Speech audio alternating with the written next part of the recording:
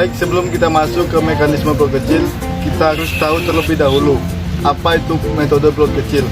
Metode plot kecil adalah metode yang digunakan untuk mengukur pendugaan laju erosi yang diletakkan pada wilayah dengan kemiringan tertentu.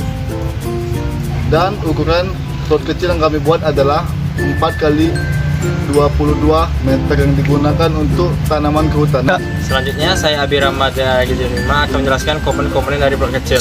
Yang pertama, plot kecil ini dikelilingi oleh seng. Lalu di antara dua seng ini, seng ini ditahan oleh patok-patok.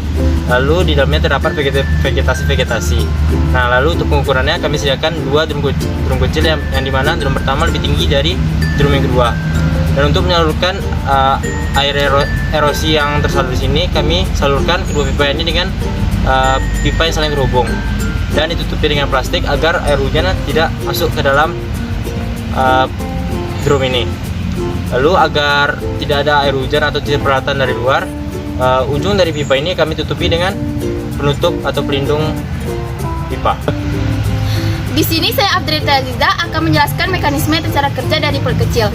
Jadi ketika air hujan turun, dia akan mengenai permukaan tanah sehingga tanah akan terbawa oleh air hujan tersebut ke arah bawah sehingga terjadi erosi yang akan disalurkan melalui pipa-pipa ini dan disimpan di dalam drum 1 dan drum 2. Gunanya drum 2 ini untuk menghindari kehilangan air di drum pertama.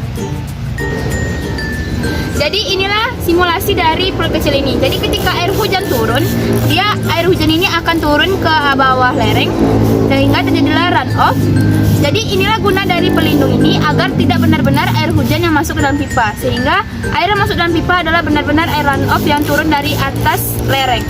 Nah, jadi ketika air hujan turun, dia akan turun dan masuk ke dalam pipa hingga pipa ini membawa ke dalam drum sehingga tersimpan dalam drum bersamaan dengan erosinya. Jadi inilah guna dari plastik ini. Jadi ketika air hujan turun, dia akan menahan air hujan itu masuk sehingga data yang benar-benar kita dapatkan nanti dalam drum ini adalah data representatif atau data akurat yang benar-benar erosi yang terjadi pada lereng ini. Nah, inilah contoh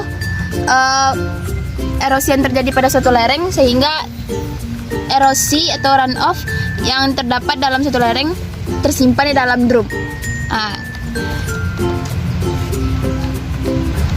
Sekian dari hasil presentasi kami. Cukup sekian dan terima kasih. Assalamualaikum warahmatullahi wabarakatuh.